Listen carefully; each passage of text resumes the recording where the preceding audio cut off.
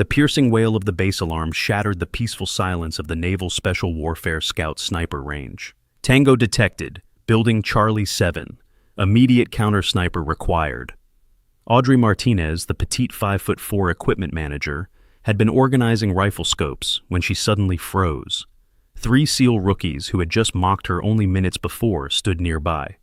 Marcus Thompson, with his arrogant smile, after asking about her rank as a joke, Derek Walsh, who had dismissed her understanding of ballistics, and Tony Rodriguez, who had laughed when she adjusted a windage knob the wrong way, according to him.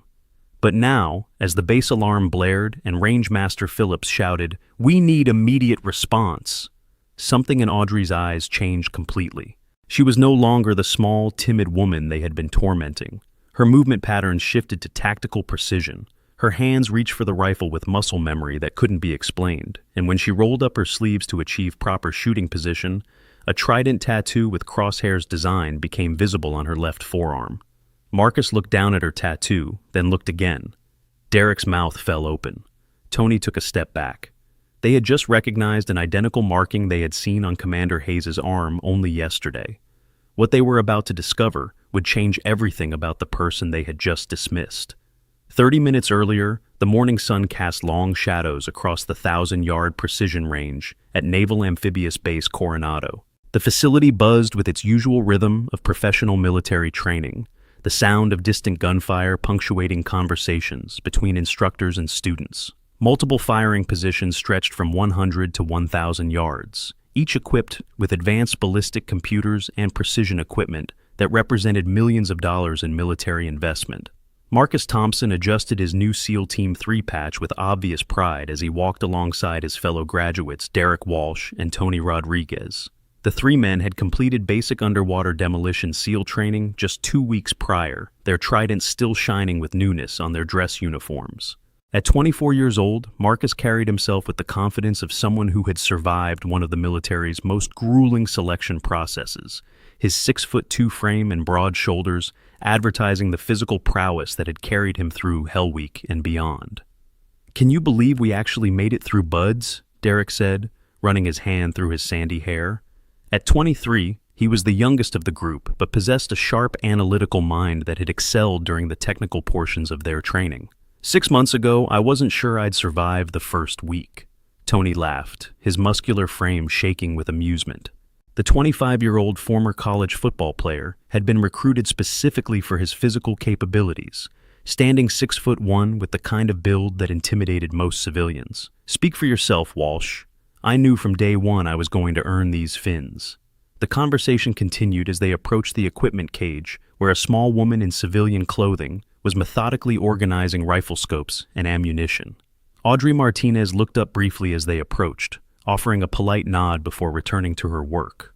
Her movements were precise and careful, each piece of equipment placed with obvious respect for its value and purpose. "Morning," she said quietly, her voice barely audible above the ambient noise of the range. At 28 years old, she possessed a quiet dignity that seemed somehow out of place in the testosterone-heavy environment of special operations training. Her dark hair was pulled back in a simple ponytail, and she wore the standard civilian contractor uniform of khaki pants and a navy blue polo shirt. Marcus exchanged glances with his teammates, a smirk playing across his lips. The opportunity for entertainment had just presented itself, and the newly minted SEAL couldn't resist the chance to flex his newfound status. "Hey there, sweetheart," he called out, his tone dripping with condescension. "Quick question for you." Audrey looked up from the scope she was cleaning, her brown eyes meeting his with patient attention. "Yes, sir?" "What's your rank?" Marcus asked, barely containing his laughter. The question was absurd, of course, since she was obviously civilian contractor, but the humor came from watching someone who clearly had no military experience try to navigate the question. Derek and Tony chuckled behind him, enjoying the show.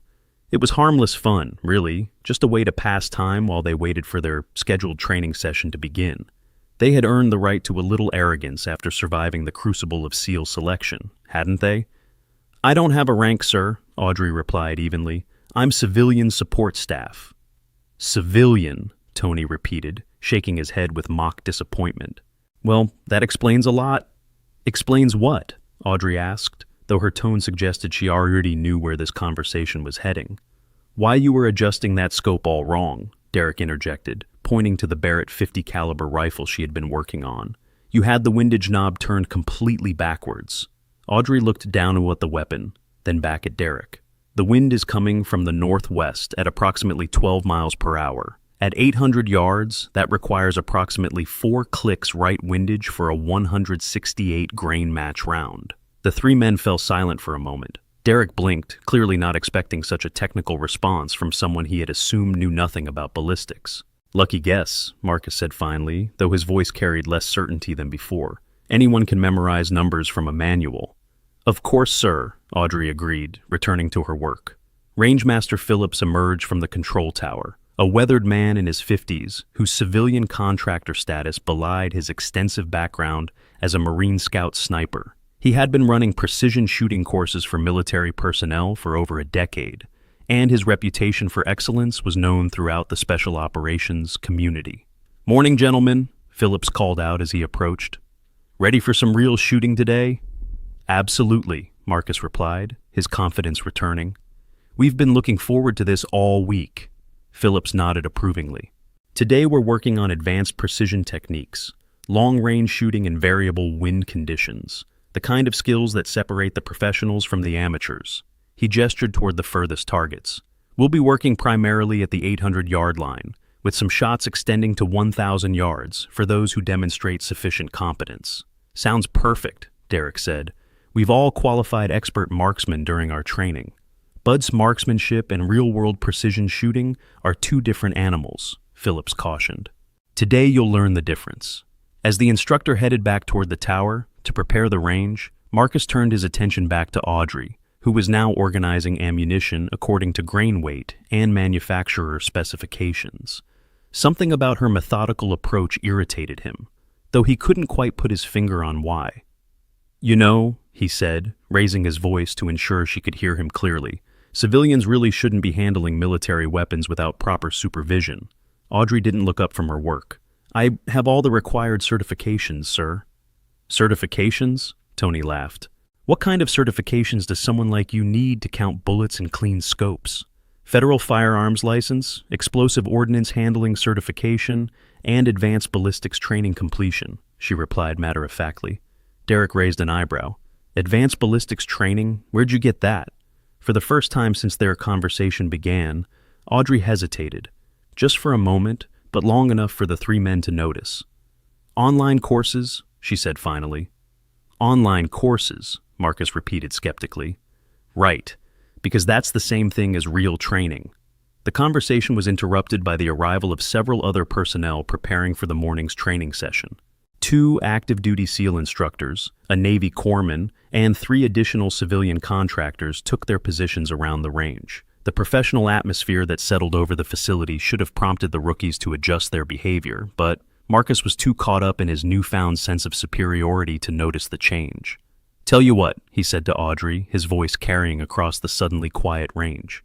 "Since you are such an expert on ballistics, why don't you explain to us how wind drift affects bullet trajectory at different ranges?"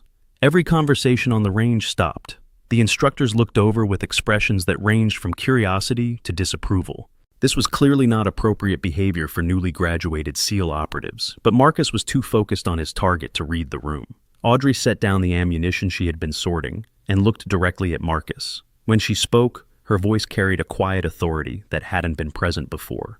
"Wind drift is proportional to the square of the flight time and the velocity of the crosswind component. At 800 yards with a 12-mile-per-hour crosswind, a 168 grain match grade round fired from a 708 platform will drift approximately 18 inches. The drift increases exponentially with range due to the decreasing velocity of the projectile and increased flight time."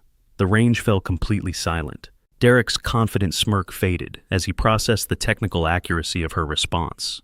Tony shifted uncomfortably, suddenly aware that he couldn't have provided such a precise explanation himself.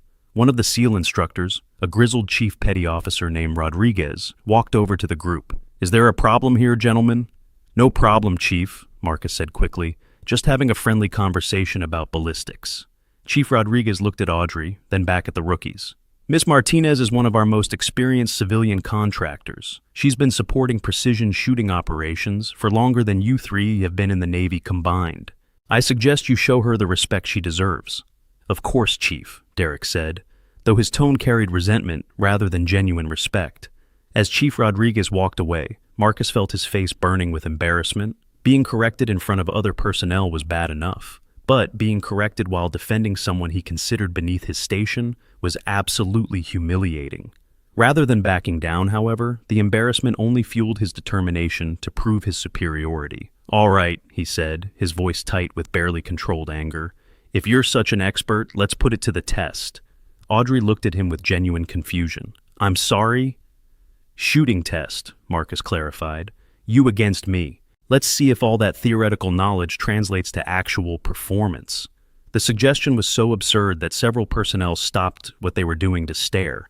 Tony and Derek exchanged glances, suddenly uncertain whether their teammate was making a wise decision. "Sir, I don't think that's appropriate," Audrey said diplomatically. "What's the matter?" Marcus pressed.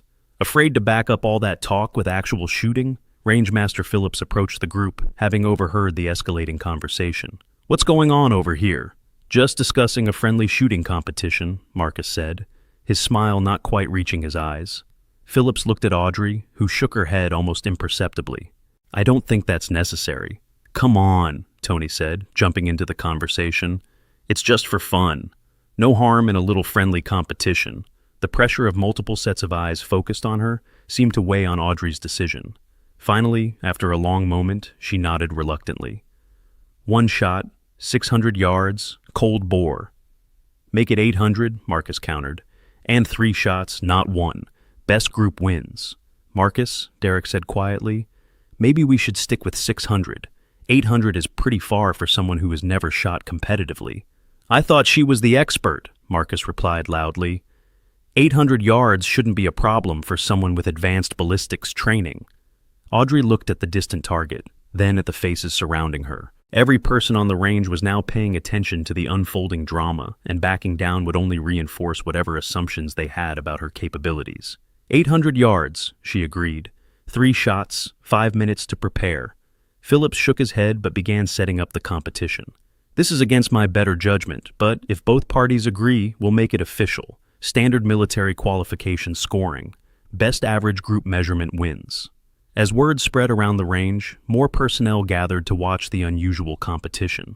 It wasn't every day that a civilian contractor challenged a SEAL operator to a shooting contest, especially not a contest initiated by the SEAL himself.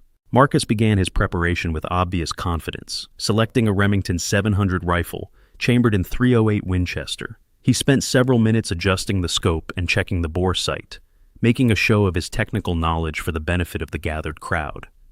"You know," he said loudly enough for everyone to hear, "the key to precision shooting is understanding the relationship between environmental factors and ballistic performance.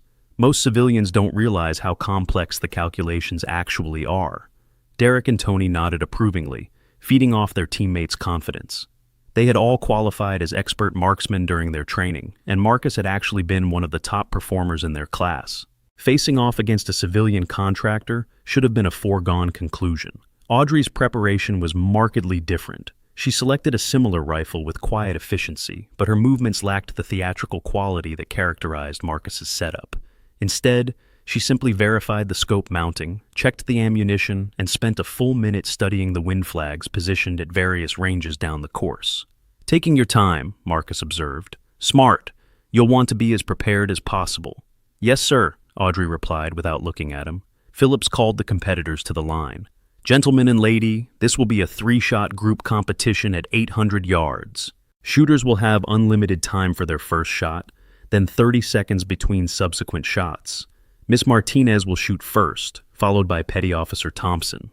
The range fell silent as Audrey took her position behind the rifle. Her stance was textbook perfect, every angle precisely calculated for maximum stability and control.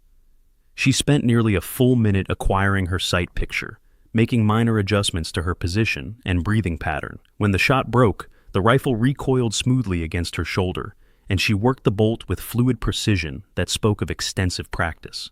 The spotter in the tower called out the impact, X-ring, center mass.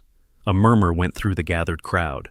Hitting the X-ring at 800 yards on a cold bore shot was impressive for anyone, let alone someone who supposedly learned to shoot through online courses. Marcus frowned, but maintained his confidence. Good shot, he admitted grudgingly. Let's see if you can repeat it. Audrey's second shot came exactly 30 seconds after her first, following the same deliberate process of sight picture acquisition and breathing control. X-ring slightly left, called the spotter.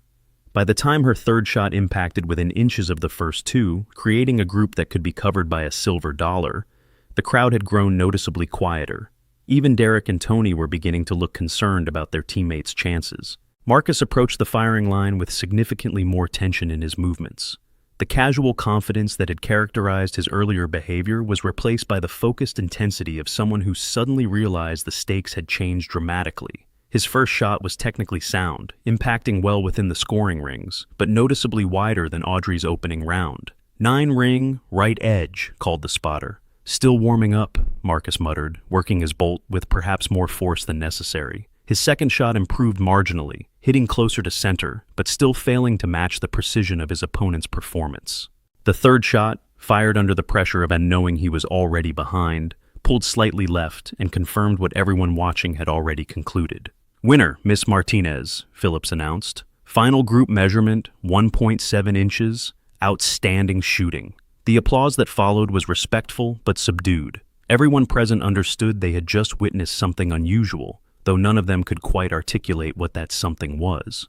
Marcus's face had gone through several shades of red during the competition, but now it settled into a pale acceptance of his humiliation. Being defeated by a civilian contractor in front of his peers and instructors wasn't just embarrassing, it was potentially damaging to his reputation before his career had even truly begun. Good shooting, he managed to say, though the words came out strained. Thank you, sir, Audrey replied, already beginning to clean the rifle she had borrowed. As the crowd began to disperse, Derek approached Marcus with genuine concern. That was some seriously impressive shooting. Maybe we underestimated her background. Yeah, maybe, Marcus agreed, but his tone suggested the conversation was far from over.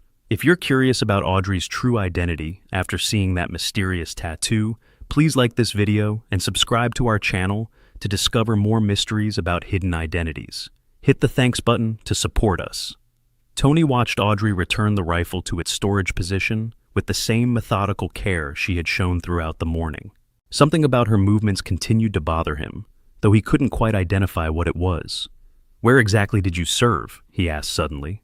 Audrey paused in her work. I haven't served, sir. I'm a civilian contractor. But that shooting, Derek interjected, that's not civilian-level marksmanship. That's professional-grade precision. I've had good instructors, she replied diplomatically. The answer satisfied none of the three men, but before they could pursue the questioning further, Chief Rodriguez returned to check on their progress. Outstanding demonstration, Miss Martinez, he said approvingly. That's exactly the kind of precision we're trying to teach these young operators. Marcus bristled at the implication. With respect, Chief, we all qualified expert marksmen during BUDS. Qualifying expert and shooting like an expert are two different things, Rodriguez replied bluntly. Miss Martinez just showed you what real precision looks like. I suggest you pay attention and learn something. As the chief walked away, Marcus felt his earlier humiliation transform into something more dangerous. The suggestion that he had something to learn from a civilian contractor was more than his ego could tolerate. All right, he said, his voice carrying a new edge. One competition doesn't prove anything. How about we make this more interesting? Marcus, Tony said quietly, maybe we should let it go. Let what go? Marcus snapped. She got lucky with one good group. That doesn't make her some kind of shooting expert. Audrey had returned to her equipment organization, seemingly oblivious to the growing tension among the three men. Her calm demeanor only served to further irritate Marcus, who interpreted her lack of reaction as arrogance. I'm talking to you, he said, raising his voice. Yes, sir, Audrey replied without looking up. How can I help you? You can start by explaining how someone with no military experience shoots better than a qualified SEAL operator. The question hung in the air for a moment before Audrey finally looked up from her work. When she met Marcus's gaze, something in her expression had changed, though the transformation was so subtle that only Derek noticed it. Sometimes civilian instructors have different teaching methods, she said carefully. What instructors? Marcus pressed. Give me names. Where did you train? What qualifications do they have? The interrogation was beginning to attract attention from other personnel on the range, but Marcus seemed oblivious to the growing audience for his behavior. Sir, I don't think my training background is relevant to my job performance here, Audrey said, her voice maintaining its respectful tone despite the obvious pressure. I think it's very relevant, Marcus countered. If you're handling military weapons and training military personnel, we have a right to know about your qualifications. Derek stepped forward, finally recognizing that his teammate was crossing into inappropriate territory. Marcus, let's focus on our own training. We've got a full day of instruction ahead of us. In a minute, Marcus said without taking his eyes off Audrey. I want to understand how someone with supposedly civilian training shoots better than someone who just completed the most rigorous military training program in the world. The tension in the conversation was becoming impossible to ignore. Rangemaster Phillips approached the group with obvious concern about the direction the interaction was taking. Is there a problem here? He asked, looking directly at Marcus. No problem, Marcus replied quickly. Just trying to understand Miss Martinez's background for educational purposes. Phillips looked at Audrey, who gave him a small shake of her head. Miss Martinez's qualifications are on file with base security and meet all requirements for her position. That should be sufficient for your purposes, Petty Officer Thompson. The formal use of his rank and surname was a clear signal that Marcus's behavior was approaching the line of acceptable conduct, but he was too focused on his personal grievance to heed the warning. With respect, sir, if she's instructing military personnel, shouldn't we know about her credentials? She's not instructing anyone, Phillips replied firmly. She's supporting range operations in a civilian capacity. Her qualifications are appropriate for her duties and have been verified by proper authorities. Before Marcus could respond, the conversation was interrupted by the arrival of 2 additional instructors preparing for the next phase of training. The presence of more senior personnel should have ended the confrontation, but Marcus's wounded pride demanded satisfaction. Fine, he said, his voice tight with controlled anger. But I still say one good group doesn't prove anything. How about we test some real shooting skills? What kind of test? Derek asked, though his tone suggested he already regretted asking. Marcus looked around the range, searching for a challenge that would allow him to reclaim his dignity. His eyes settled on a series of steel targets positioned at various ranges and elevations. Moving targets, he said suddenly. Let's see how that precision holds up when the targets aren't sitting still. Tony shook his head. Marcus, man, just let it go. She won the competition. Accept it and move on. I'm not accepting anything, Marcus replied. One lucky group doesn't make someone an expert marksman. Real shooting skills are tested under pressure, with challenging conditions. Audrey had been listening to the exchange with growing concern. The situation was escalating beyond what she had intended when she agreed to the initial competition, and she could see that backing down now would only make things worse. What exactly are you proposing? She asked quietly. Marcus smiled, finally sensing an opportunity to regain control of the situation. Moving steel targets at various ranges, 5 shots each, most hits wins. That's not really a fair comparison, Derek pointed out. Moving targets require completely different skills than precision groups. Exactly, Marcus said. Let's see how well that theoretical knowledge works in practice. Phillips was shaking his head before Marcus finished speaking. Absolutely not. Moving target exercises require specific safety protocols and qualified supervision. This isn't a game. Then make it official, Marcus challenged. Set up the proper protocols. I'm willing to wait for proper supervision if Miss Martinez is willing to participate. The challenge hung in the air like a thrown gauntlet. Everyone present understood that this had moved beyond simple competition into something more personal and potentially problematic. Audrey looked at the assembled faces, reading the mix of curiosity, concern, and anticipation in their expressions. She could walk away now, accept whatever assumptions people made about her abilities, and continue with her quiet existence on the periphery of military operations.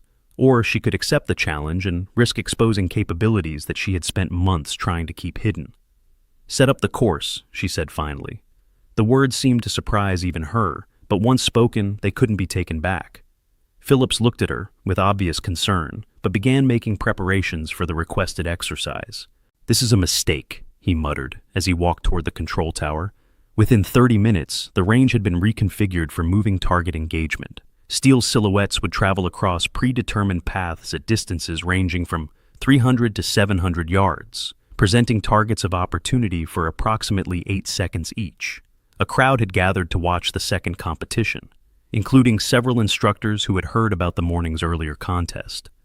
The presence of senior personnel should have sobered the participants, but Marcus remained committed to proving his superiority. "Ladies first," he said with exaggerated courtesy as they approached the firing line. Audrey selected the same rifle she had used for the precision competition and took her position behind the weapon. When the first target began its movement across the course, she tracked it smoothly for several seconds before taking her shot. The steel target rang clearly as the bullet struck center mass, the sound echoing across the range with unmistakable authority. 4 more targets followed in rapid succession, and 4 more shots found their marks with mechanical precision. 5 for 5, called the spotter. "Perfect score." The crowd murmured appreciatively, but the sound was more subdued than surprised. After the morning's precision demonstration, expectations had been adjusted accordingly. Marcus took his position with grim determination. His first shot connected solidly, producing a satisfying ring from the steel target. The second shot clipped the edge of its target, scoring a hit, but not the centered impact that Audrey had achieved. By the time the exercise was complete, Marcus had managed 4 hits out of 5 attempts. A respectable performance under normal circumstances, but clearly inferior to his opponent's perfect score. "Winner, Miss Martinez," Phillips announced, though his tone carried more resignation than enthusiasm. 5 hits out of 5 attempts. The applause that followed was respectful, but noticeably quieter than before. The novelty of watching a civilian contractor outshoot military personnel was wearing off, replaced by a growing sense that something unusual was happening. Marcus's face had progressed beyond embarrassment into genuine anger. Being defeated once could be explained as luck or favorable conditions, but losing twice in a row suggested a more fundamental problem with his assumptions. "All right," he said, his voice carrying a dangerous edge. "One more test." "Marcus," Derek said urgently, "let it go. You've made your point." "What point?" Marcus snapped. "That I can't outshoot a civilian contractor? That's not a point I'm willing to concede." Tony stepped between his teammate and Audrey, recognizing that the situation was moving into dangerous territory. "Brother, you need to calm down. This isn't worth getting worked up over." "Get out of my way," Marcus said, pushing past Tony with enough force to make his intentions clear. The physical contact changed the entire dynamic of the confrontation. What had begun as competitive shooting had evolved into personal animosity, and now it was approaching potential violence. Rangemaster Phillips stepped forward immediately. "That's enough. This exercise is terminated." "Like hell it is," Marcus replied. "I want one more test. Real-world conditions. The kind of shooting that actually matters in combat." "There will be no more competitions today," Phillips said firmly. "Return your weapons to the armory and report to Chief Rodriguez for further instructions." The command was clear and unambiguous, but Marcus seemed unable to process the reality of his situation. He had invested too much of his ego in proving his superiority to accept defeat gracefully. "Fine," he said, though his tone suggested the matter was far from settled. "But this conversation isn't over." As he walked away, Derek and Tony hurried to catch up with him, leaving Audrey alone with Phillips and several concerned instructors. "Are you all right?" Phillips asked quietly. "I'm fine," Audrey replied, though her hands were shaking slightly as she cleaned the rifle she had been using. "Just unexpected excitement for a Monday morning." "You handled yourself well," one of the instructors commented. "That was some outstanding shooting under pressure." "Thank you, sir." As the crowd dispersed, Audrey returned to her equipment organization with the same methodical approach she had shown throughout the morning. But something had changed in her demeanor, a subtle alertness that hadn't been present before the confrontations. She was arranging ammunition by caliber when her hands paused over a box of match-grade .308 rounds. The technical specifications printed on the label seemed to trigger a memory that she quickly suppressed, but not before a brief expression of pain crossed her features. 168 grain boat tail hollow point. Muzzle velocity 2,700 feet per second. The numbers meant something to her, beyond simple ballistic data, though she couldn't allow herself to dwell on those meanings. The sound of approaching footsteps pulled her attention back to the present. Derek Walsh was walking toward her with obvious hesitation, his earlier confidence replaced by genuine uncertainty. "Miss Martinez!" he called out as he approached. "Could I talk to you for a minute?" "Of course," she replied, setting aside the ammunition she had been examining. Derek glanced around to ensure they wouldn't be overheard, then leaned against the equipment counter with studied casualness. "That shooting this morning, that was really impressive. Professional level work. Thank you." "The thing is," Derek continued, "I've been thinking about it, and some things don't add up. That kind of precision doesn't come from online courses or civilian instruction. That's the kind of shooting that requires serious training and lots of practice." Audrey met his gaze steadily. "I've had good instructors." "What instructors?" Derek pressed. "Because I've been around precision shooting my whole life, and I know what kind of training produces those results. That's not civilian-level marksmanship." For a moment, Audrey seemed to consider her response carefully. When she spoke, her voice carried a quiet authority that hadn't been present during her earlier conversations. "Sometimes the best instructors are the ones you least expect to find." The cryptic answer only deepened Derek's suspicions, but before he could pursue the questioning further, the base alarm system suddenly activated. "Attention all personnel, security alert level, Charlie, potential hostile contact building, Charlie 7. All training operations cease immediately. Repeat, security alert level, Charlie." The announcement transformed the relaxed training environment into controlled chaos. Personnel began moving with practiced urgency toward predetermined positions, while maintaining the disciplined behavior that characterized military responses to potential threats. Audrey's reaction was immediate and telling. Rather than displaying the confusion or concern that would be expected from a civilian contractor, she moved with the fluid precision of someone accustomed to emergency situations. Her posture shifted subtly but unmistakably from passive observer to active participant. "Hostile sniper confirmed building Charlie 7. Immediate counter-sniper response required. All qualified personnel respond to range tower immediately." Derek watched in fascination as Audrey's entire demeanor changed in response to the announcement. Gone was the quiet, deferential equipment manager who had been organizing supplies moments earlier. In her place stood someone who radiated competence and authority in a way that was impossible to ignore. "Miss Martinez," Phillips called out as he ran toward the tower, "secure all weapons and ammunition. Lock down the range immediately." "Yes, sir," she replied, but her movement suggested she had already begun the security procedures before receiving the order. As Derek hurried to join the other personnel responding to the emergency, he couldn't shake the feeling that he had just witnessed something significant. The woman who was now efficiently securing military weapons and coordinating range shutdown procedures bore little resemblance to the passive civilian contractor they had been tormenting earlier that morning. But there was no time to process these observations as the base continued its emergency response protocols. Whatever was happening in Building Charlie 7 required immediate attention, and personal mysteries would have to wait until the threat was neutralized. The range fell silent except for the distant sound of sirens and the methodical clicking of weapon locks being engaged. In the space of minutes, a routine training day had transformed into something far more serious and potentially dangerous. And in the equipment cage, Audrey Martinez continued her security procedures with the kind of practiced efficiency that suggested this was not her first experience with emergency response situations. Did you catch that detail? Comment your theories about Audrey's true identity. As the base alarm continued to blare across Naval Amphibious Base Coronado, the tactical situation became increasingly clear through radio chatter and command updates. A hostile sniper had been identified in Building Charlie 7, a civilian office complex approximately 800 meters from the main base perimeter. The target had apparently been conducting surveillance of base operations and represented an immediate threat to personnel's safety. Rangemaster Phillips coordinated the lockdown procedures from the control tower while simultaneously briefing arriving response teams about available resources and optimal shooting positions.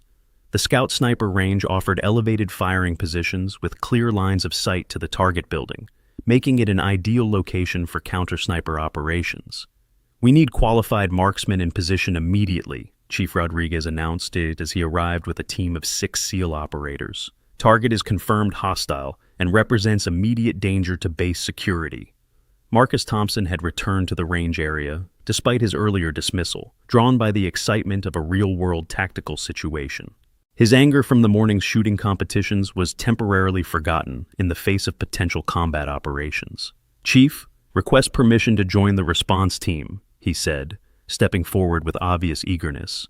Rodriguez looked at him skeptically. "You're a brand new operator with no operational experience. This isn't a training exercise." "I'm a qualified marksman," Marcus insisted. 800 meters is well within my capabilities." Before Rodriguez could respond, Derek and Tony arrived at the range, having heard the emergency announcements while en route to their scheduled training sessions. The three rookies stood together, united in their desire to participate in their first real-world mission. "Chief, we're all qualified expert marksmen," Derek added. "We can provide additional firepower if needed." Rodriguez considered the request for a moment. Additional qualified shooters would certainly be valuable in a counter-sniper situation, and the rookies had technically completed all required training programs. "Fine," he said finally, "but you follow orders exactly as given. This is not the time for initiative or creative thinking." As the response team organized their equipment, Audrey continued her range security procedures with methodical efficiency. Her movements had taken on an urgency that matched the tactical situation, but her calm demeanor stood in stark contrast to the controlled excitement visible in the SEAL operators. "Martinez," Phillips called out from the tower, "we need all precision rifles configured for 800-meter engagement, match-grade ammunition only." "Already in progress," she replied, indicating a row of prepared weapons that she had begun organizing before receiving the request.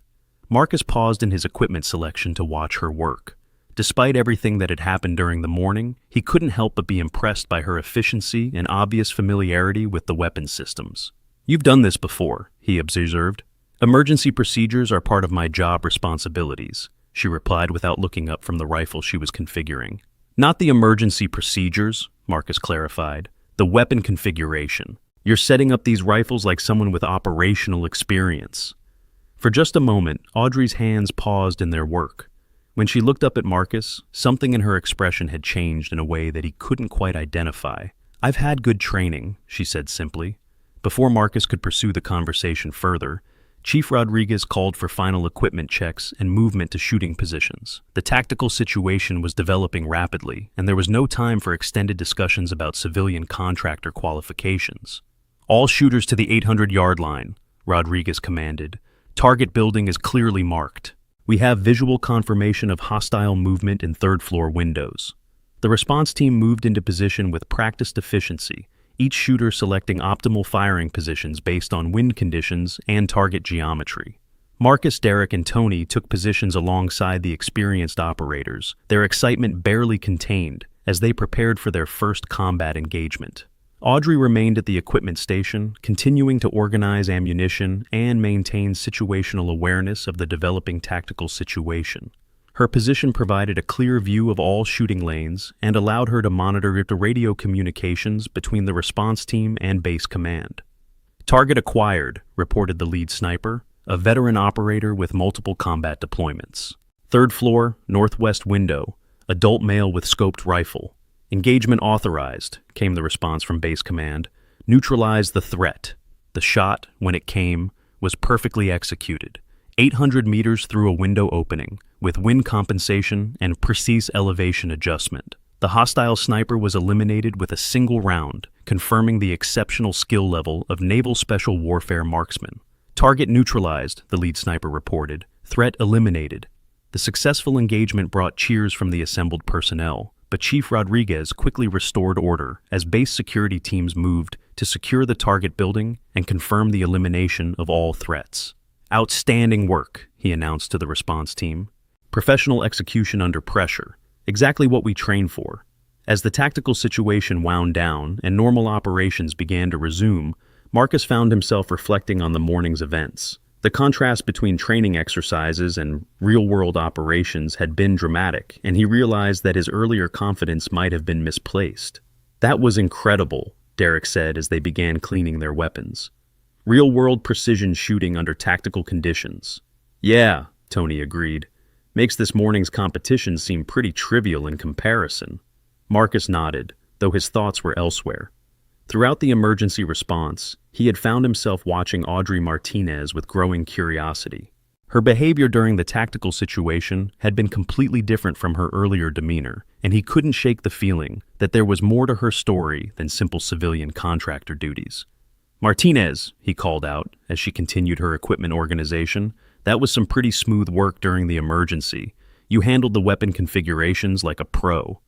"Thank you," she replied, but her tone suggested the conversation was closed. "Seriously," Marcus pressed, "where did you learn to work with military weapons like that? That's not standard civilian contractor training." Audrey looked up from her work, meeting his gaze with steady brown eyes.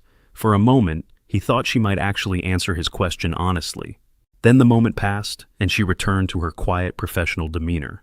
"I've been doing this job for a long time," she said simply. It wasn't really an answer, but Marcus recognized that pressing further would be inappropriate given the circumstances. Still, his curiosity had been aroused in a way that wouldn't be easily satisfied. As the afternoon progressed, normal training operations gradually resumed. The morning's shooting competitions seemed like ancient history compared to the real-world tactical situation they had just witnessed. But for Marcus, the questions about Audrey Martinez's background had only grown stronger. He found himself watching her work with new attention, noting details that had escaped his notice during their earlier interactions. Her movements around weapons were unconsciously professional, displaying muscle memory that suggested extensive training and experience. Her familiarity with ballistic calculations went beyond textbook knowledge to include practical application under varying conditions. Most telling of all was her complete composure during the emergency situation. While other civilian personnel had displayed appropriate concern and uncertainty, she had responded with the calm efficiency of someone accustomed to tactical situations. "Derek," Marcus said quietly as they prepared to leave the range, "what do you think about Martinez?" "What do you mean?" Derek replied. "Something doesn't add up about her background. That shooting this morning, her behavior during the emergency, the way she handles equipment. That's not civilian-level competence." Derek considered the observation carefully. "You think she has military experience she's not talking about?" "I think there's more to her story than equipment management and civilian contractor duties," Marcus said. "Question is, what?" Tony joined the conversation, having overheard their exchange. "Why does it matter? She does her job well. She's obviously qualified for her position. What difference does her background make?" "Because," Marcus said slowly, "I get the feeling we just made fools of ourselves challenging someone who could probably outshoot all three of us combined without breaking a sweat." The realization was humbling, particularly given the arrogant confidence with which they had approached the morning's interactions. If Audrey Martinez did indeed possess military experience and advanced training, then their behavior had been not just inappropriate, but potentially insulting to someone who deserved their respect rather than their condescension. "So, what do we do about it?" Derek asked. Marcus watched Audrey complete her final equipment checks and prepare to secure the range for the day. Her movements remained efficient and professional, betraying no sign of the morning's confrontations or the afternoon's excitement. "We find out the truth," he said finally. "One way or another, we figure out who she really is." As the three rookies left the range to return to their quarters, none of them noticed the brief expression that crossed Audrey's face as she overheard their conversation. It was a look of resignation mixed with anticipation, as if she had been expecting this moment, and was finally prepared to face whatever consequences might follow. The base returned to its normal rhythm as evening approached, but the events of the day had set in motion a series of questions that wouldn't be easily answered. And in the equipment cage of the Scout Sniper range, Audrey Martinez continued her work with the quiet efficiency that had characterized her service, knowing that some secrets couldn't remain hidden forever. The next morning brought crisp Pacific air and the promise of another day of advanced training at the Scout Sniper range.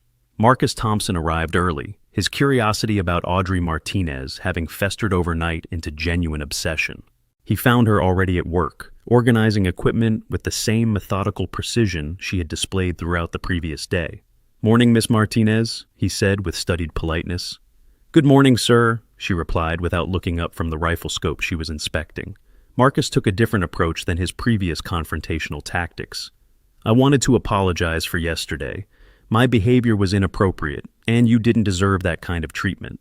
Audrey paused in her work, clearly surprised by the change in his demeanor. When she looked up, her expression was cautious but not unfriendly. "Apology accepted," she said simply. "The thing is," Marcus continued, "I keep thinking about that shooting demonstration. That was really exceptional marksmanship. Professional-grade precision? Thank you." Marcus waited for her to elaborate. But when it became clear that no additional information was forthcoming, he decided to try a more direct approach. Look, I know it's none of my business, but I can't shake the feeling that you've had military training, real training, not just civilian courses. Audrey set down the scope and looked directly at him. For a moment, he thought she might actually answer his question honestly. Then she picked up another piece of equipment and returned to her work. "I've been around military operations for a long time," she said diplomatically. "You pick things up." It was the same non-answer she had given before, but this time Marcus heard something different in her tone. There was a sadness there, a weight that suggested painful memories associated with whatever training she might have received.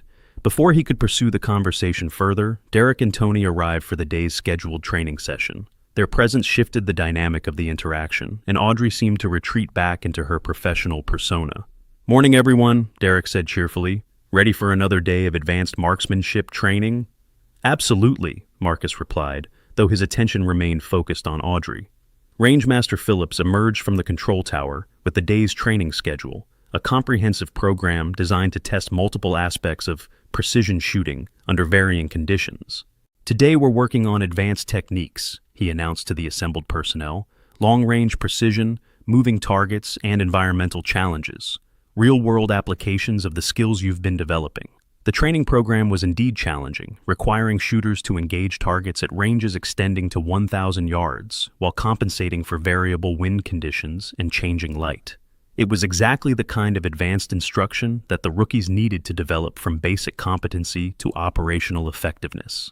As the morning progressed, Marcus found himself watching Audrey with increasing attention.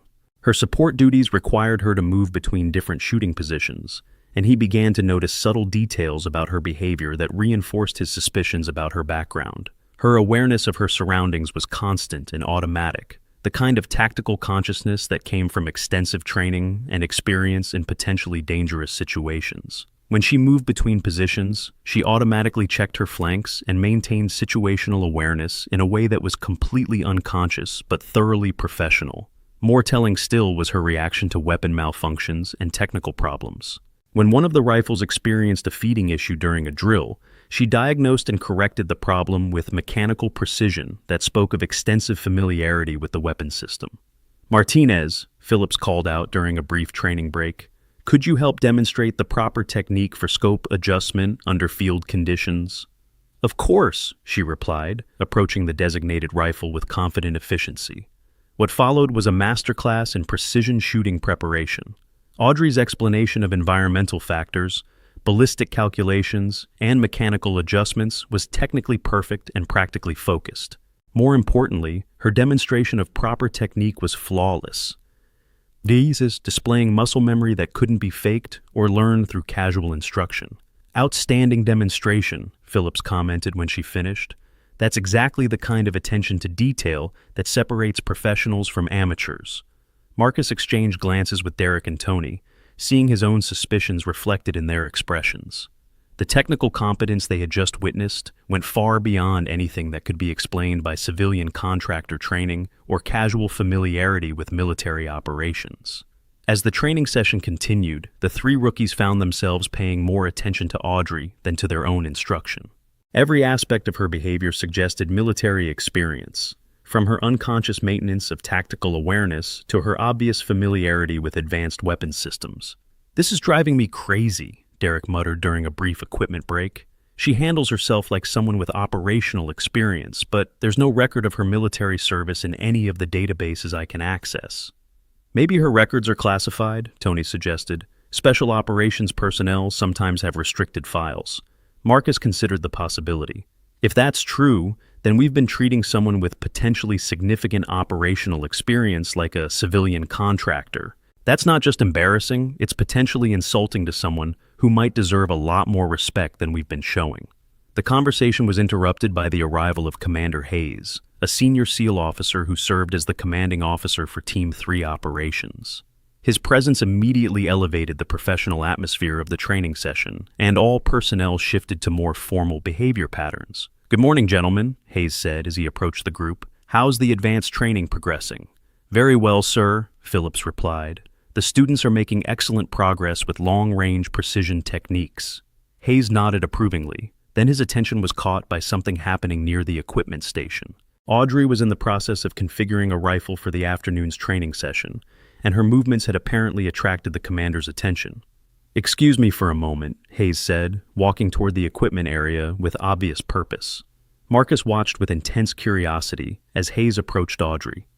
The conversation that followed was too quiet to overhear, but the body language was revealing. Hayes was asking questions, and Audrey was providing answers with obvious reluctance.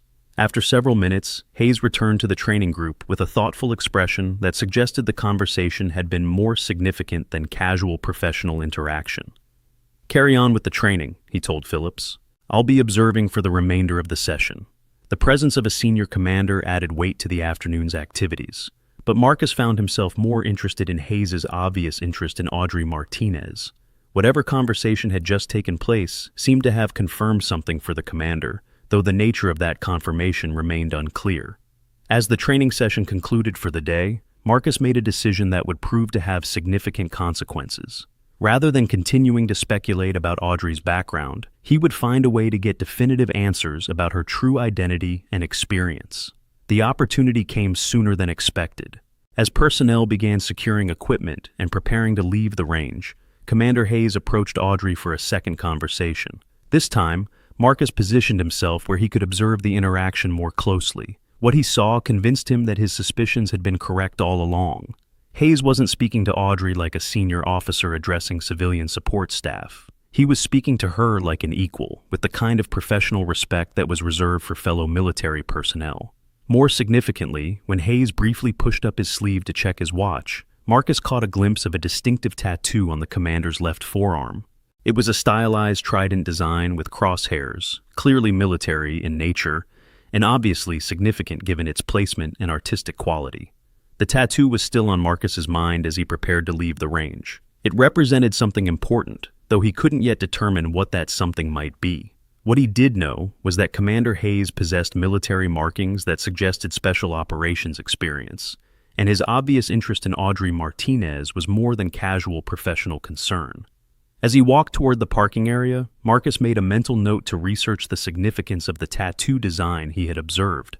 If it represented membership in a specific unit or completion of particular training, that information might provide insight into Hayes's background and, potentially, his connection to Audrey. The base was settling into its evening routine as personnel completed their daily duties and prepared for off-duty activities. But for Marcus Thompson, the day's questions had only grown stronger, and the mystery of Audrey Martinez's true identity had become a puzzle he was determined to solve. Whatever the truth might be, he was becoming increasingly certain that the quiet woman who managed equipment at the Scout Sniper range was far more than she appeared to be. And tomorrow, he intended to find out exactly what that truth entailed. The following morning arrived with an unusual tension that seemed to permeate the entire Naval Special Warfare training facility. Marcus Thompson had spent most of the previous evening researching military tattoos and unit insignias, trying to understand the significance of the design he had glimpsed on Commander Hayes's forearm. His searches had yielded frustratingly little concrete information, but what he had discovered suggested connections to highly classified special operations units.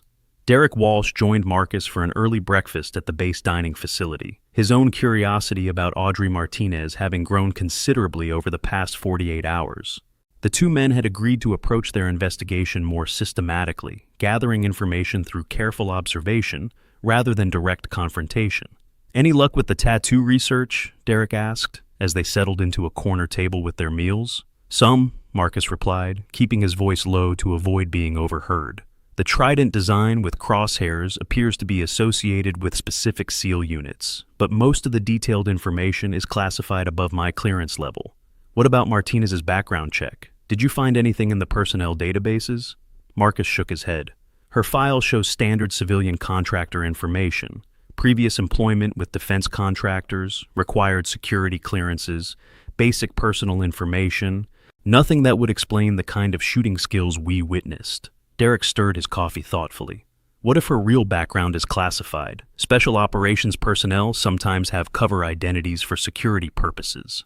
The possibility had occurred to Marcus as well, though it raised disturbing questions about their recent behavior. If Audrey Martinez was indeed a special operations veteran operating under a cover identity, then their treatment of her had been not just inappropriate, but potentially damaging to someone who deserved their highest respect. "There's one way to find out for sure," Marcus said finally. "We need to create a situation where she's forced to demonstrate her true capabilities under pressure." Derek looked at him skeptically. "What kind of situation?" "I'm still working on that," Marcus admitted, "but something that requires immediate response based on training and instinct. The kind of situation where people react according to their deepest programming rather than their cover story." As they finished their breakfast and prepared to head to the range for another day of training, neither man noticed the small woman at a nearby table who had been listening to their conversation with growing concern. Audrey Martinez had arrived early for her own meal and had inadvertently overheard enough of their discussion to understand that her carefully maintained cover was beginning to unravel. She finished her coffee with studied calm, but inside she was calculating options and preparing for the possibility that her quiet existence as a civilian contractor might be coming to an end. The life she had built over the past 18 months had provided the peace and anonymity she needed to heal from wounds both physical and psychological, but she had always known it couldn't last forever. The morning training session began with advanced long-range precision shooting, designed to test the rookie's ability to engage targets at distances exceeding 800 yards under challenging environmental conditions.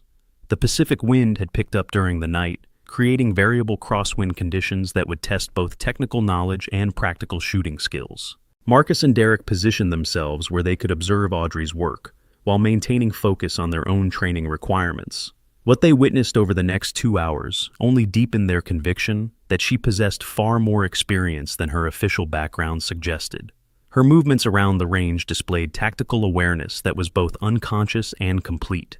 She maintained situational awareness in all directions, automatically positioned herself to avoid crossing lines of fire, and handled weapons with the kind of mechanical precision that came from extensive training and operational experience. More significantly, when one of the instructors requested assistance with a complex ballistic calculation involving multiple environmental factors, Audrey provided the solution immediately and without reference to charts or computational aids.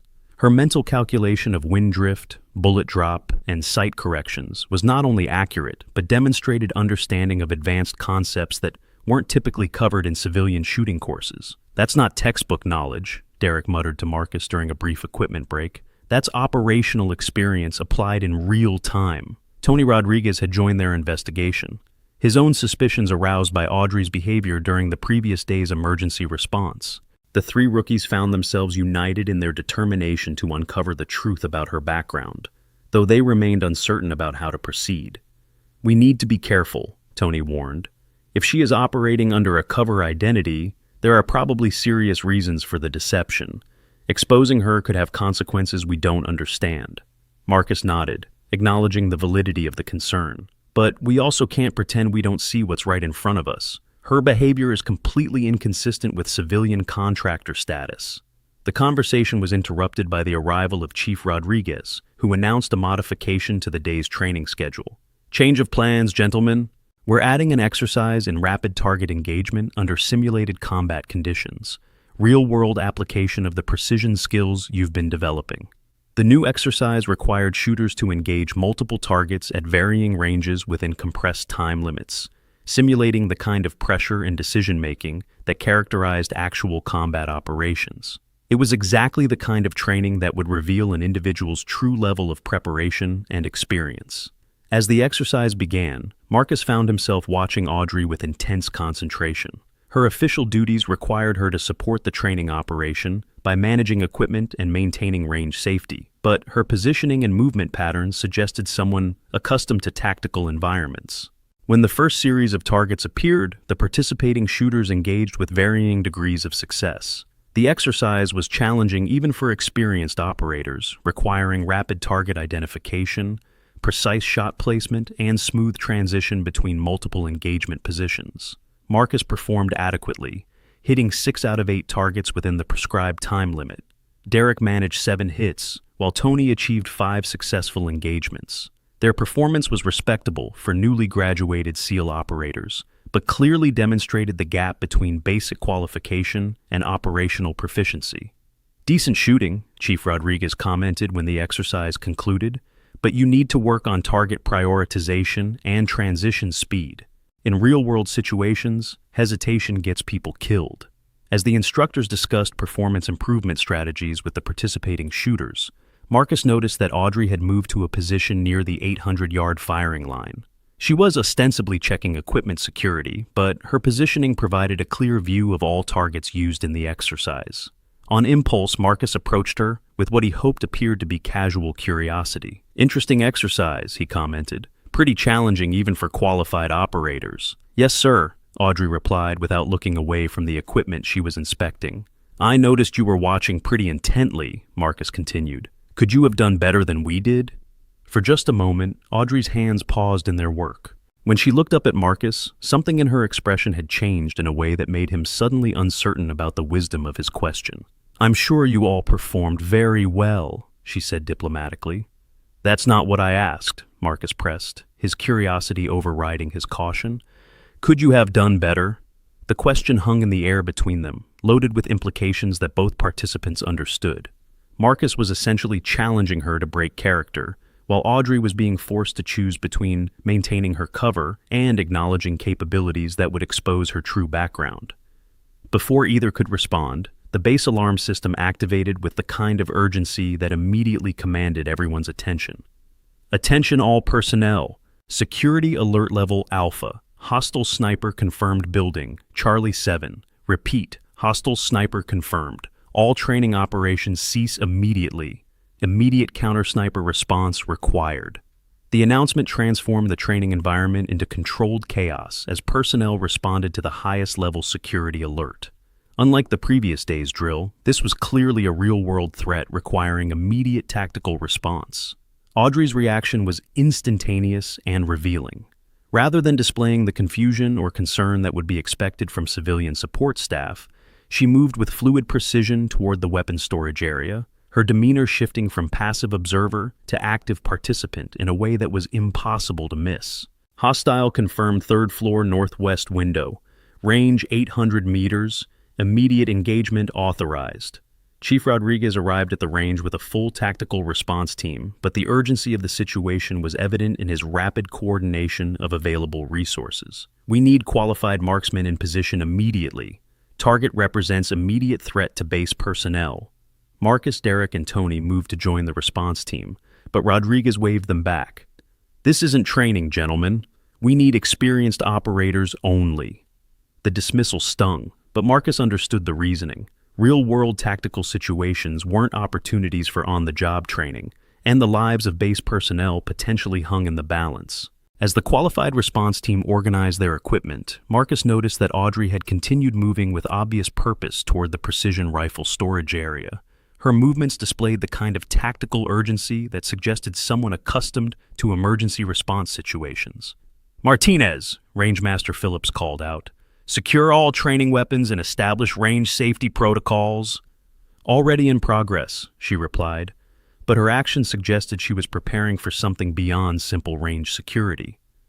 The response team leader, a veteran SEAL operator named Patterson, was coordinating target acquisition when he noticed the civilian contractor organizing equipment near the 800-yard firing line. "Ma'am, this area needs to be cleared immediately," he said with professional courtesy but obvious authority. Audrey looked up from the rifle she had been configuring, meeting Patterson's gaze with steady brown eyes. "Sir, I can provide additional support if needed." "Negative," Patterson replied firmly. "This is a tactical operation. Civilian personnel need to clear the area." For a moment, the two stared at each other in what appeared to be a silent communication. Then Audrey nodded and began to step away from the equipment, apparently accepting the dismissal. That was when the second announcement came over the base communications system.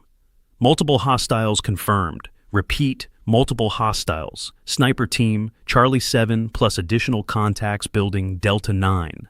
Immediate support required." The situation had just escalated from a single sniper threat to a coordinated attack involving multiple positions and potentially multiple shooters. The response team that had been adequate for a single target was now facing a tactical scenario that required additional resources. Patterson was coordinating with base command when Chief Rodriguez arrived with disturbing intelligence. "We've got at least 3 confirmed hostile positions, 800 to 1,000 meter range. We need every qualified shooter we can get."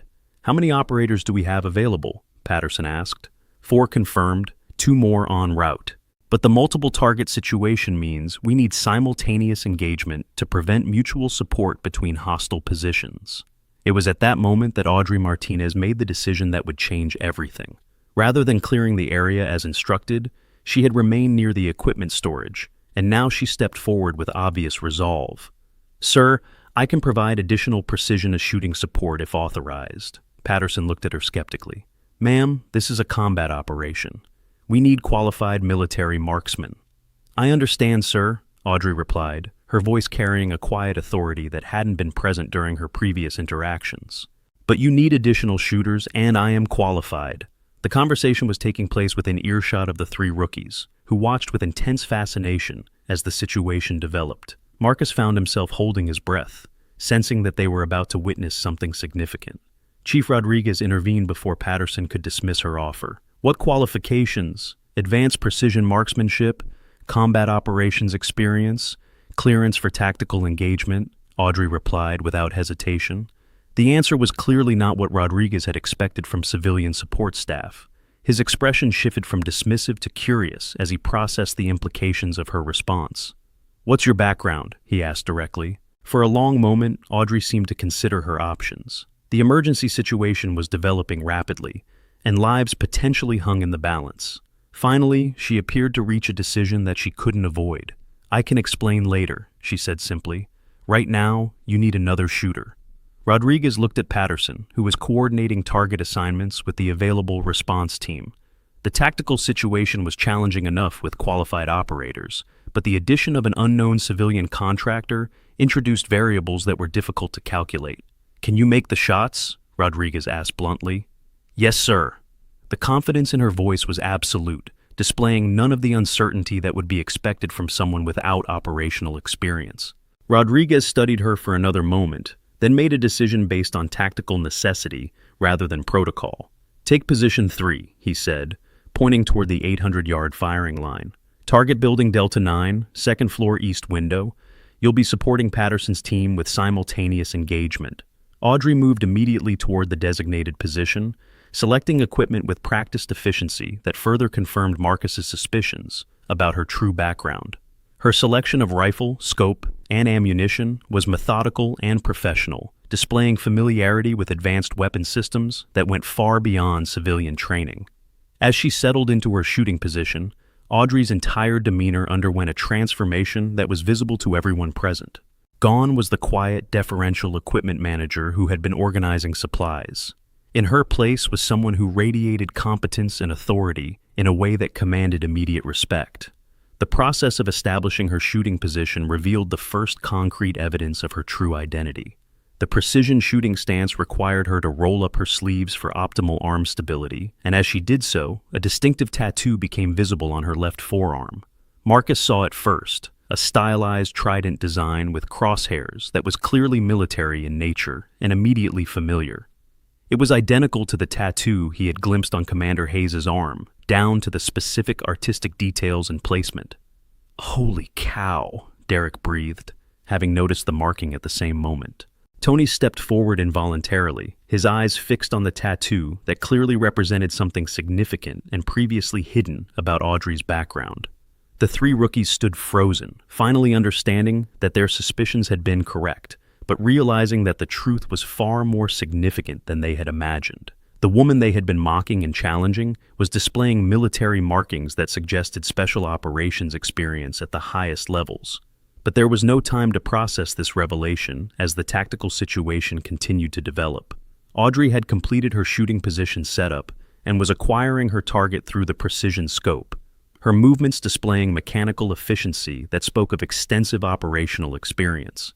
"All shooters report ready," Patterson announced over the tactical communication system. "Position 1 ready," came the first response. "Position 2 ready." "Position 3 ready," Audrey reported, her voice steady and professional. Marcus found himself watching her with complete fascination, finally seeing the person behind the carefully maintained cover identity. This was not a civilian contractor who had received advanced training. This was a professional operator with real-world combat experience, and her calm competence in the face of tactical pressure was absolutely convincing. "Target acquired," she reported. Adult male, scoped rifle, second floor east window Delta 9. All positions, prepare for simultaneous engagement on my mark, Patterson commanded. 3, 2, 1, execute. The sound of multiple precision rifles firing in coordination echoed across the range, followed immediately by confirmations of successful target engagement from all shooting positions. Target neutralized, position 1. Target neutralized, position 2. Target neutralized, position 3. Audrey's shot had been fired with the same mechanical precision that characterized her other actions, but the result confirmed what everyone present had already begun to suspect. This was not someone learning to shoot under pressure. This was someone applying skills developed through extensive training and real-world experience. Outstanding shooting, Patterson announced, as base security teams moved to secure the target buildings and confirm elimination of all threats. Professional execution under tactical pressure. As the immediate danger passed and normal operations began to resume, the full implications of what had just occurred began to settle over the assembled personnel. Audrey Martinez, the quiet civilian contractor who managed equipment at the Scout Sniper Range, had just demonstrated precision shooting capabilities that matched those of elite special operations personnel. Marcus, Derek E., and Tony stood together in stunned silence, processing the reality that their assumptions about her background had been completely wrong. The tattoo on her forearm was clearly visible as she secured her weapon, and its significance was becoming increasingly clear. Chief Rodriguez approached Audrey as she completed her post-engagement procedures, his expression reflecting a mixture of professional respect and obvious curiosity about her true identity. "Outstanding shooting," he said formally. "Where exactly did you receive your training?" The question that had been avoided for days could no longer be deflected or dismissed. Audrey looked around at the assembled faces, reading the mixture of curiosity, confusion, and growing respect in their expressions. "Naval Special Warfare," she said simply. The words hung in the air like a confession that changed everything about how everyone present understood her background and qualifications. Naval Special Warfare meant SEAL training, operational experience, and a level of professional competence that placed her among the most elite military personnel. "What unit?" Rodriguez asked, though his tone suggested he already suspected the answer. "SEAL Team 3, Audrey replied, her voice carrying the quiet pride of someone acknowledging service that had defined their identity. The revelation sent a wave of recognition through the assembled personnel, but it was Commander Hayes who provided the final confirmation of her identity. He had arrived at the range during the tactical engagement and had witnessed both her shooting performance and the subsequent discussion of her background. "Petty Officer First Class Audrey Martinez," Hayes said as he approached the group, his tone carrying the formal authority of official recognition. "Call sign Ghost, one of the finest precision shooters I've ever had the privilege to serve alongside." The formal identification completed the transformation of understanding that had begun with her tactical performance. She wasn't a civilian contractor who had received advanced training. She was a decorated SEAL operator with operational experience and capabilities that exceeded those of many active-duty personnel. Marcus felt his face burning with embarrassment as he processed the full implications of how they had treated her over the past several days. They had mocked, challenged, and condescended to someone whose service record and professional achievements far exceeded their own. "Ma'am," he said, stepping forward with obvious discomfort, "I owe you a sincere apology. We had no idea about your background or service record." Derek and Tony moved to flank him, their own expressions reflecting the same mixture of embarrassment and newfound respect that Marcus was experiencing. "We behaved inappropriately," Derek added, his voice tight with genuine remorse. "You deserved much better treatment than what we provided." Audrey looked at the three young men with an expression that combined understanding with gentle reproof. When she spoke, her voice carried the wisdom of someone who had learned to forgive the mistakes that came from ignorance and inexperience. "You couldn't have known," she said simply. "I chose not to share my background for personal reasons. Your assumptions were reasonable based on the information available to you." The gracious response only deepened their sense of shame about their recent behavior. They had treated a decorated veteran with disrespect based on assumptions about her civilian status. And her willingness to excuse their conduct made their actions seem even more inappropriate in retrospect. Commander Hayes stepped forward, rolling up his left sleeve to reveal his own tattoo, identical to the one visible on Audrey's forearm. The matching designs clearly identified both personnel as members of the same specialized unit, confirming their shared service and mutual respect. Ghost Division, Hayes explained to the assembled personnel, a classified unit within SEAL Team 3 focused on precision shooting and advanced reconnaissance. Miss Martinez was one of our most accomplished operators before her medical retirement. The explanation provided context for both her capabilities and her current civilian status, but it raised new questions about the nature of her retirement and the circumstances that had led to her current position. Medical retirement? Marcus asked, though he immediately regretted the personal nature of the question. Audrey's expression darkened slightly, and for a moment she seemed to be struggling with memories that were clearly painful. When she spoke, her voice carried the weight of experiences that had fundamentally changed her life. Kandahar Province, 18 months ago, she said quietly. IED strike during a classified reconnaissance operation. 3 team members killed, 2 wounded. I was lucky to survive. The stark recounting of traumatic events explained both her presence at the base and her reluctance to discuss her background. She was a combat veteran dealing with the psychological and physical aftermath of a devastating operational loss.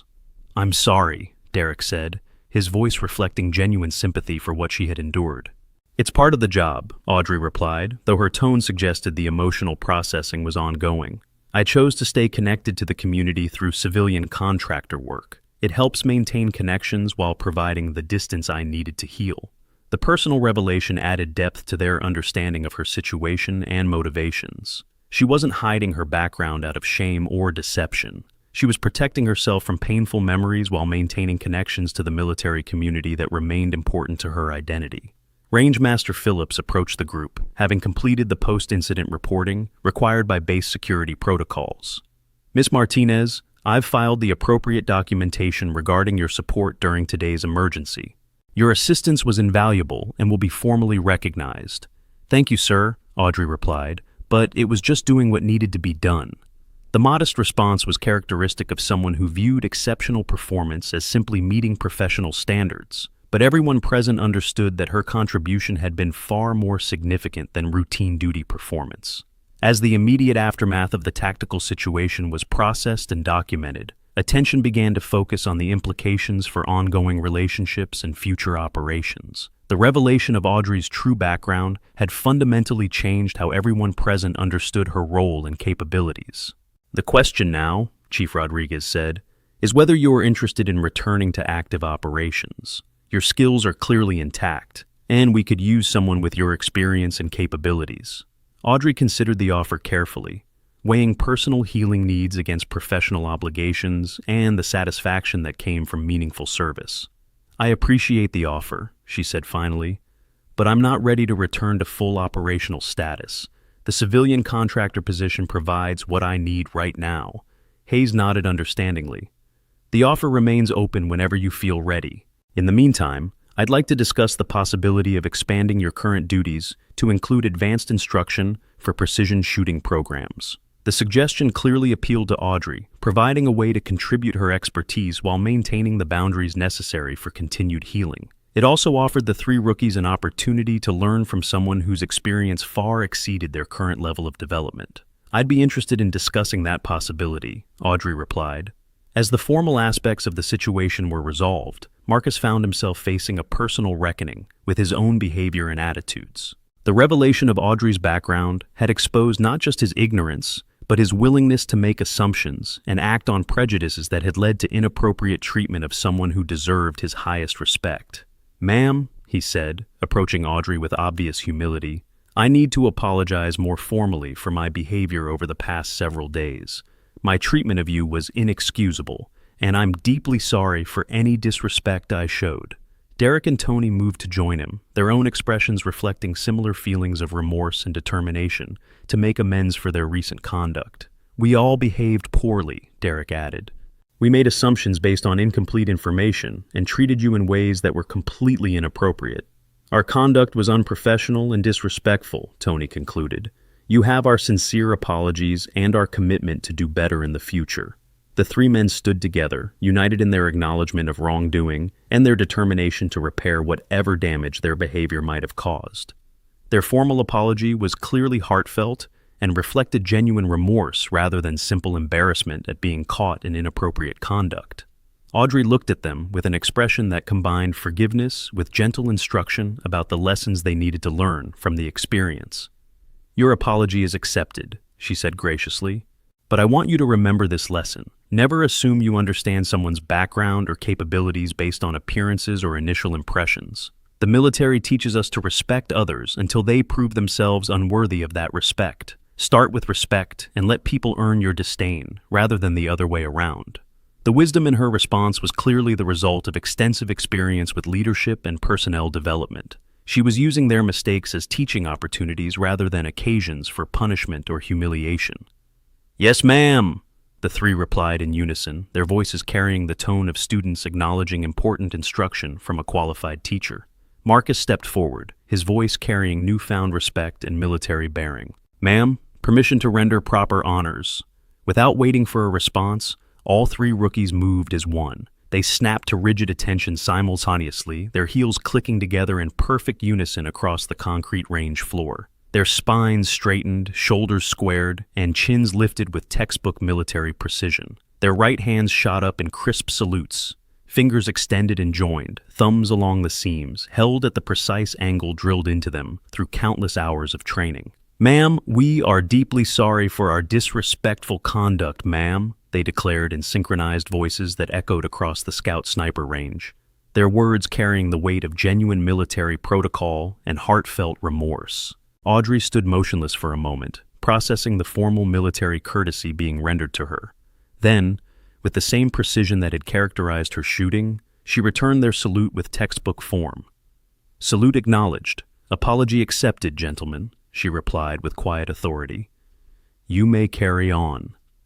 The three rookies held their salutes for the prescribed duration, before snapping their hands back to their sides in unison, remaining at attention until she gave them a small nod of dismissal. Commander Hayes observed the exchange with obvious approval, recognizing both the quality of Audrey's leadership approach and the sincerity of the rookie's acceptance of her guidance. "This has been an educational experience for everyone involved," he commented. "Sometimes the best lessons come from unexpected sources and uncomfortable revelations about our own assumptions and prejudices." As the day's events wound down and personnel began preparing for normal operational routines, the atmosphere at the Scout Sniper Range had fundamentally changed. Audrey Martinez was no longer the quiet civilian contractor who managed equipment in the background. She was Petty Officer First Class Martinez, a decorated SEAL operator whose service record and capabilities commanded respect from everyone present. Marcus found himself reflecting on the profound shift in his understanding and the implications for his own development as a professional military operator. The experience had taught him valuable lessons about humility, respect, and the dangers of making assumptions about others based on limited information. "Today has been quite an education," he said to Derek and Tony as they prepared to leave the range. "Absolutely," Derek agreed. "I feel like we learned more about professionalism and respect in the past hour than we did in weeks of formal instruction." Tony nodded thoughtfully. "She could have destroyed us for our behavior, but instead she chose to teach us. That's the kind of leadership we should aspire to demonstrate." The conversation was interrupted by the approach of Audrey herself, who had completed her equipment security procedures and was preparing to conclude her duties for the day. "Gentlemen," she said, addressing the three rookies with formal courtesy, "I wanted to thank you for your apologies and your willingness to learn from this experience. Your conduct today shows the kind of character that will serve you well in your careers." "Thank you, ma'am," Marcus replied.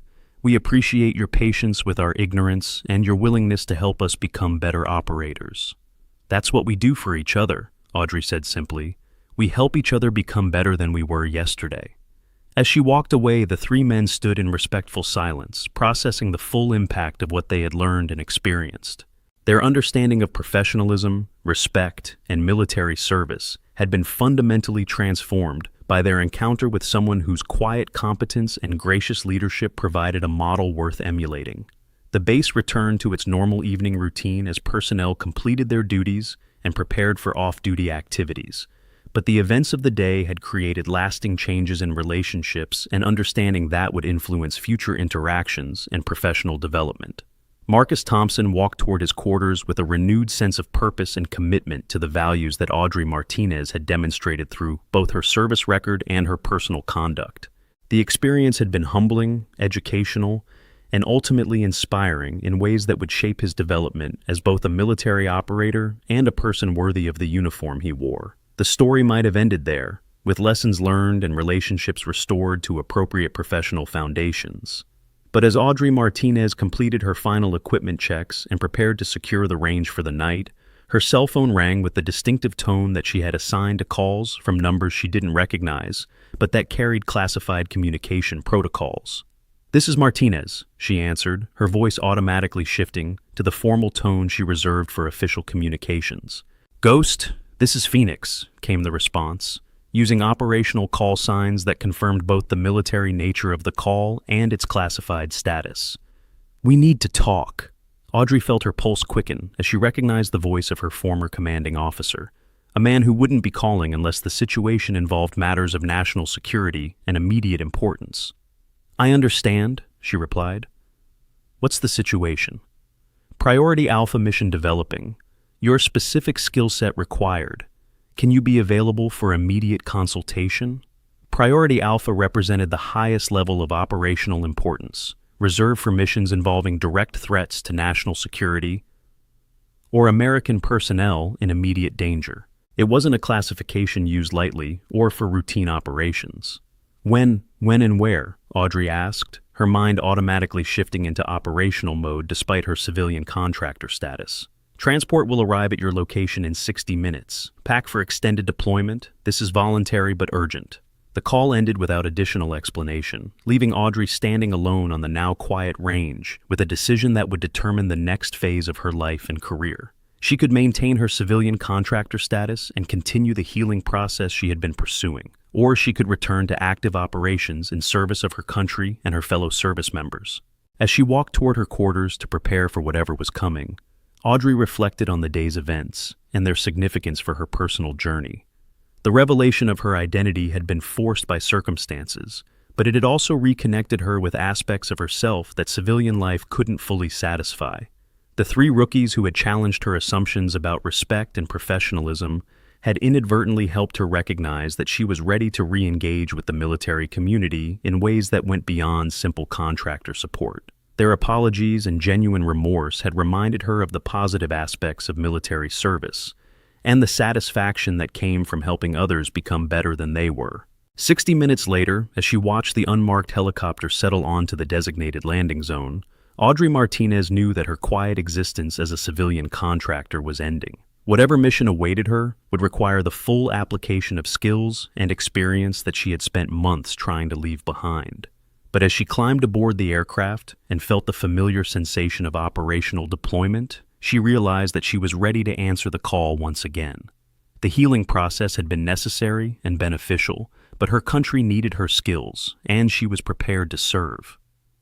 The helicopter lifted off into the evening sky, carrying Petty Officer First Class Audrey Martinez toward whatever challenges awaited her in service of causes larger than herself.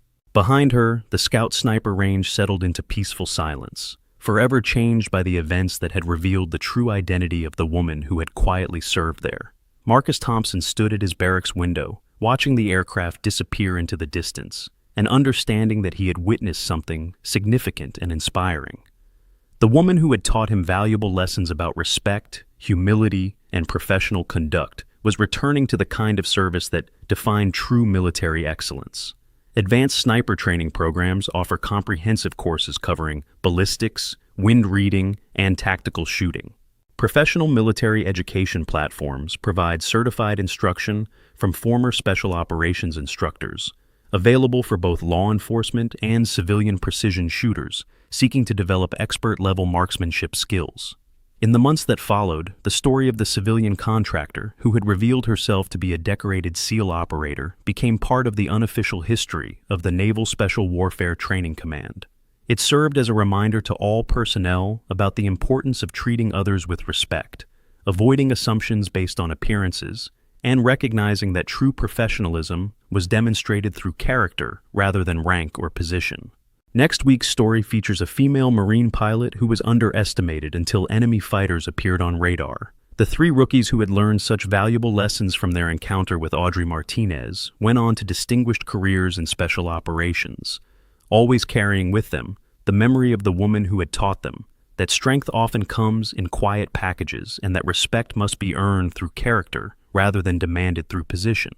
Derek Walsh eventually became a precision shooting instructor himself, always beginning his courses with the reminder that assumptions about others' capabilities were often wrong, and that the best teachers sometimes appeared in unexpected forms. His students learned not just technical skills but the importance of approaching others with humility and respect. Tony Rodriguez developed into a respected team leader, whose approach to personnel management was heavily influenced by Audrey's demonstration of leadership through patient instruction rather than punishment or humiliation. His teams became known for their cohesion and mutual respect, qualities that traced back to lessons learned on a scout sniper range in Coronado. Marcus Thompson rose through the ranks to become a commanding officer whose commitment to professionalism and respect for all personnel became legendary throughout the special operations community. He never forgot the woman who had taught him that true strength was demonstrated through grace under pressure, and that leadership meant lifting others up rather than putting them down. And somewhere in the classified world of special operations, Petty Officer First Class Audrey Martinez continued her service with distinction, her skills and character contributing to missions that would never be publicly acknowledged, but that helped keep America and its allies safe from those who would do them harm. The tattoo on her left forearm, identical to those worn by her fellow Ghost Division operators, served as a permanent reminder of bonds forged through shared service and sacrifice. It represented not just membership in an elite unit, but commitment to values that transcended individual ambition and personal comfort. Her story became a legend within the special operations community, passed down through generations of operators as a reminder that heroism often came in quiet packages and that the most impressive demonstrations of skill and character were often those that seemed effortless and natural. The Scout Sniper Range at Naval Amphibious Base Coronado continued its mission of developing precision shooting skills among American military personnel, but it carried with it the memory of the woman who had reminded everyone that respect was earned through character, that assumptions were often wrong, and that true professionalism was demonstrated through grace under pressure. In the equipment storage area, where Audrey had quietly performed her duties for 18 months, a small plaque was eventually installed, commemorating her service and the lessons she had taught through both her professional competence and her personal character. It read simply, "Respect is earned through character, not demanded through position." The word served as a daily reminder to all who passed through the facility that the military's greatest strength lay not in its weapons or technology, but in the character of the men and women who wore its uniform. And sometimes, that character was most clearly demonstrated by those who served quietly in the background, asking for nothing more than the opportunity to contribute to causes larger than themselves. The story of Audrey Martinez, the civilian contractor who revealed herself to be Ghost Division SEAL operator, became more than just an anecdote about hidden identity. It became a teaching tool about respect, humility, and the recognition that true strength often came in packages that defied expectations and challenged assumptions. Her legacy lived on in the careers of those she had influenced, the lessons she had taught, and the reminder that America's military was strongest when its personnel treated each other with the respect and dignity that reflected the values they had sworn to defend.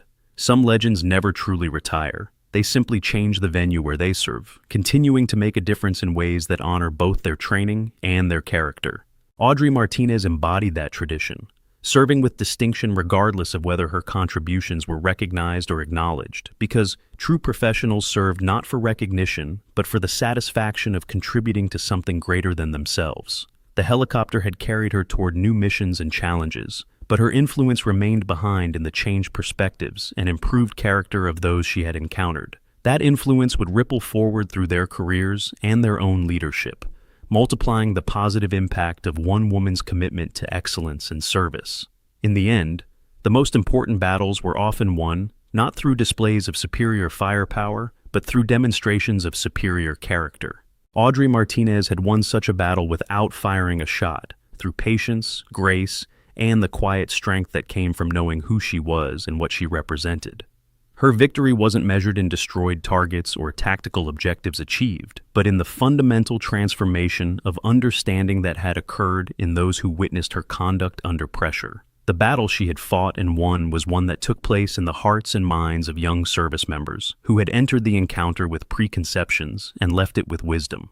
It was a victory over ignorance, prejudice, and the dangerous assumption that worth could be measured through appearances or initial impressions. Her weapons in this conflict had been patience when others showed impatience, grace when others demonstrated arrogance, and quiet confidence when others felt the need to prove themselves through loud proclamations. The three rookies who had challenged her and learned from her carried forward those lessons into their own service, ensuring that her influence would continue long after her departure. Marcus Thompson would remember how she had accepted their apologies without making them grovel, teaching him that true strength lay in lifting others up rather than grinding them down. Derek Walsh would never forget how she had demonstrated expertise without arrogance, showing him that competence spoke louder than boasting ever could. Tony Rodriguez had witnessed firsthand how someone could command respect through character rather than demanding it through position, a lesson that would guide his own approach to leadership throughout his career. They had learned that respect was not a function of rank or position, but of character and conduct, and that the most impressive demonstrations of professional competence often came from those who served without seeking recognition or acclaim. This understanding would influence every interaction they had with subordinates, peers, and superiors throughout their military careers, as they approached each new person with the humility to recognize that appearances could be deceiving and that everyone deserved initial respect, regardless of their apparent status. The ripple effects of this transformation would extend far beyond their personal development. As these three men advanced in their careers and took on leadership responsibilities, they would pass these lessons on to the next generation of service members. The story of the civilian contractor who revealed herself to be an elite SEAL operator would become part of their teaching repertoire, a powerful illustration of the dangers of assumption and the importance of treating all personnel with dignity and respect. The base settled into its evening routine, forever changed by the events that had reminded everyone present of the values that made military service more than just a job. The revelation forced everyone to examine their own assumptions and prejudices, creating a collective moment of introspection that would improve the command climate for months to come. Sometimes the best examples came from the most unexpected sources, and Audrey Martinez represented a different kind of heroism, one that served without fanfare and achieved excellence without seeking recognition. Audrey Martinez had answered that calling with distinction, teaching valuable lessons about professionalism, respect, and the recognition that true strength came not from the ability to dominate others, but from the character to lift them up and help them become better than they were. Her approach to dealing with disrespect had been to respond with grace rather than anger, to educate rather than punish, and to demonstrate rather than lecture. This response had been far more effective than any formal disciplinary action could have been, because it had changed hearts and minds rather than simply modifying behavior through fear. Her story would be told and retold in the years that followed, each telling reinforcing the lessons about character, respect, and the recognition that heroes often served quietly in the background, asking for nothing more than the opportunity to contribute to causes larger than themselves. The core message would remain constant, that true worth was determined by character rather than position, and that respect was earned through conduct rather than demanded through authority. And in the classified world where she continued her service, Audrey Martinez carried forward the same values and character that had defined her time as a civilian contractor, proving once again that true professionals served with distinction, regardless of the venue or the recognition they received. Her commitment to excellence remained constant, whether she was organizing equipment in a storage room or executing precision shots in combat operations. The classified nature of her new assignment meant that her continued service would go unrecognized by the public and largely unknown even within military circles. But for Audrey, recognition had never been the point. She served because it was who she was, not because of what it might bring her in terms of awards or advancement. The tattoo on her arm remained a symbol not just of unit membership, but of commitment to values that transcended personal comfort and individual ambition. The trident with crosshairs wasn't just military artwork. It was a permanent reminder of the oath she had taken and the brothers and sisters with whom she had served in the most challenging circumstances imaginable. Every time she looked at that tattoo, she would remember the teammates who had given their lives in service to their country and the continuing work they could no longer perform. Some legends never truly retire because the values they represent are eternal, and the influence they exert continues long after they have moved on to new challenges. Audrey Martinez embodied that tradition, serving with quiet excellence wherever duty called, leaving behind changed lives and improved perspectives that would influence the military community for generations to come. Her legacy wasn't measured in medals or commendations, though she had earned both, but in the countless interactions that had made other people better versions of themselves. The true measure of her impact would be seen in the careers of those she had influenced, creating an ever-expanding network of personnel who understood that character mattered more than position, and that respect was earned through conduct rather than demanded through authority. The stories end here, but the journey continues. Many new episodes are waiting for you. And if you enjoy, please take a moment to like.